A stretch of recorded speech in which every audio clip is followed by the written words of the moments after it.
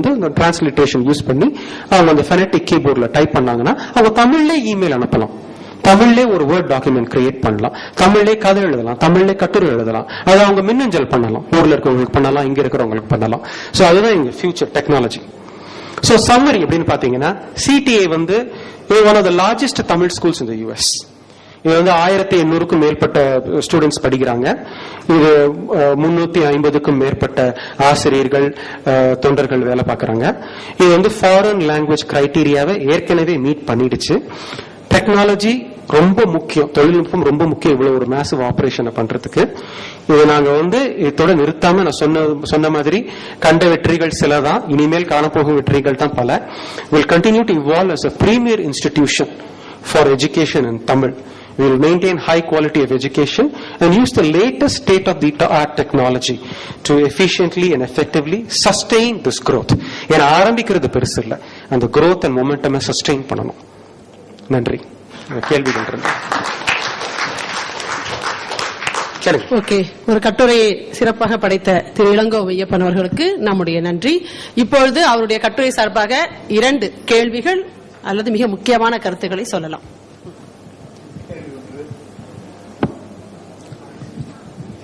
என் பேர் அண்ணாமலை. நான் பாலமலர் தமிழ் பள்ளி ஆஸ்திரேலியாவில் பிரின்சிபலா இருக்கேன், வாலண்டரி பிரின்சிபல். உங்க பள்ளிக்கூடத்தில் வந்து டீச்சர்ஸ்க்கு வந்து கம்யூனிட்டி லாங்குவேஜ் குவாலிஃபிகேஷன்ஸ் இருக்கா? இப்ப நாங்க வந்து டீச்சர்ஸ் வந்து எப்படி எடுக்கிறோம்னா, உங்களுக்கு ஆர்வம் இருக்கா, உங்களுக்கு சொல்லிக் கொடுக்கறதுக்கு ஆர்வம் இருக்கா, இது வந்து ஒரு பெரிய கமிட்மெண்ட்.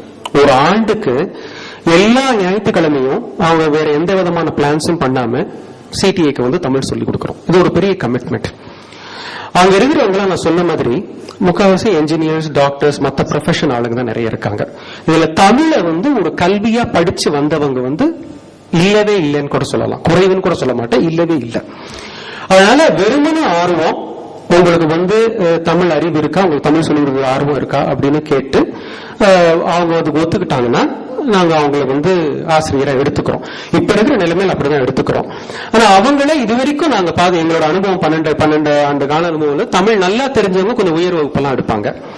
ஓரளவுக்கு சுமாரா தெரிஞ்சவங்க ஆனா சொல்லி கொடுக்கணும்னு ஆர்வம் இருக்கிறவங்க கொஞ்சம் குறைந்த வகுப்புகள், பேசிக் 1, 2, 3, ப்ரீ ஸ்கூல் 1 and 2, இது வந்து கம்ப்ளீட்டா வாலண்டியர்ஸ் பண்றதுனால நாங்க வந்து குவாலிஃபிகேஷன் அப்படின்னு எதுவும் ஒரு ஸ்ட்ரிக்டா வைக்கல. இன்ட்ரெஸ்ட் தான் குவாலிஃபிகேஷன். கவர்மெண்ட் வந்து அதை ஒத்துக்கிட்டாங்களா?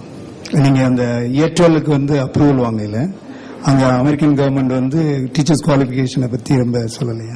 ஒரு நல்ல கேள்வி. ஹை ஸ்கூல் கிரெடிட் ப்ரோக்ராம்க்கு மட்டும் டீச்சர் கிரெடென்ஷியல்ஸ் வாங்கினவங்க மட்டும் தான் டீச் பண்ண முடியும். ஹை ஸ்கூல் கிரெடிட் ப்ரோக்ராம் வந்து பப்ளிக் ஸ்கூல் டிஸ்ட்ரிக்ட் அப்ரூவ் பண்றதுனாலையும் யூனிவர்சிட்டி அப்ரூவ் பண்றதுனாலையுமே யாரும் எனக்கு ஆர்வம் இருக்கு அதனால வந்து நான் சொல்லிக் கொடுக்க முடியாது. நல்ல கேள்வி அது.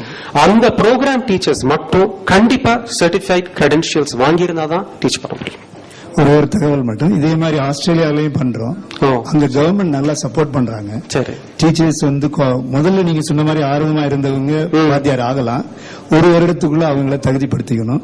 ஆஸ்திரேலியன் கவர்மெண்ட் அந்த கோர்ஸுக்கு $800 சார்ஜ் பண்றாங்க. ஸ்கூலுக்கு அவங்க $100 தான் சார்ஜ் பண்ணுவாங்க. $700 அவங்களே ஸ்பான்சர் பண்றாங்க.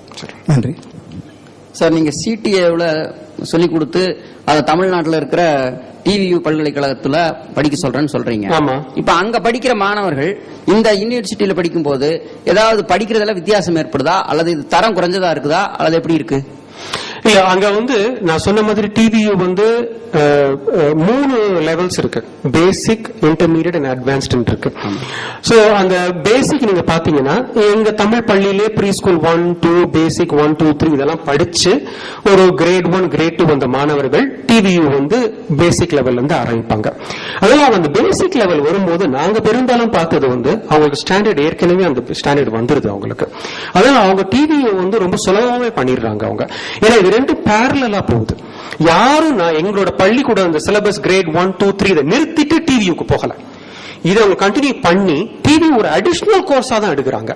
அதனால 10 to 11 நாங்க எங்க ரெகுலர் ஸ்கூல் நடத்தினோம்னா 11 டிவியும் நடத்துறாங்க அவங்க. அதனால கிரேட் 4 படிக்கிறவங்க பேசிக் எடுக்கிறான், grade 5 intermediate, grade 6 higher level, இது ரெண்டுத்தையும் அப்படி சைமல்டேனியஸா பண்றாங்க. இவங்க எங்க நிறுத்துறாங்க அப்படின்னா ஹை ஸ்கூல் கிரெடிட் ப்ரோக்ராம் 8ஆம் கிளாஸ் வரும்போது இது ரெண்டுத்தையும் நிறுத்திட்டு ஹை ஸ்கூல் கிரெடிட் ப்ரோக்ராம் போய் அங்க லெவல் 1 லெவல் 2 லெவல் 3 வாங்கி ஃபாரின் லாங்குவேஜ் ரிக்வயர்மெண்ட்டை சாட்டிஸ்ஃபை பண்ணி பல்கலைக்கழகத்துக்கு போயிடலாம். இதுதான் எங்க ஸ்ட்ரக்சர். நன்றி.